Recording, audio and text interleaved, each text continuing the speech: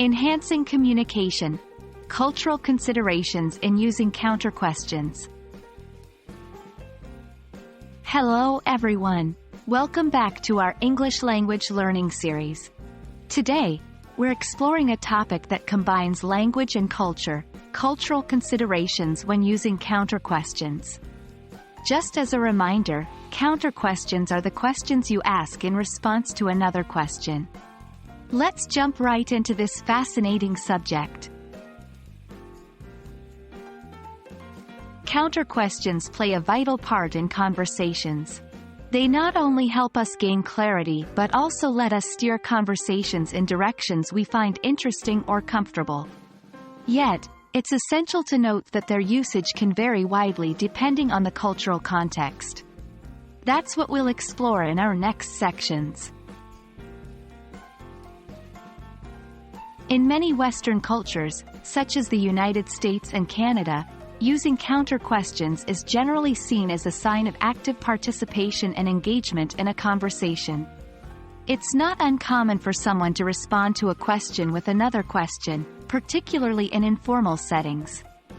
For instance, if someone asks, "Do you like this movie?" you might respond with, "What makes you ask that?" or, "Do you like it?" On the other hand, in many Asian cultures, including Chinese and Japanese societies, asking counter questions directly can sometimes be seen as avoiding the original question or being evasive. Instead, it's often preferred to answer the original question first before posing a counter question. For example, in response to, "Do you like this movie?" one might say, "Yes, I do. What about you?" While these are broad cultural tendencies, remember that the appropriateness of a counter question can depend greatly on the context. This includes factors like the nature of your relationship with the other person, the formality of the situation, and even the subject matter. Always be sensitive to these factors when using counter questions in conversations. And that wraps up our discussion on cultural considerations when using counter questions.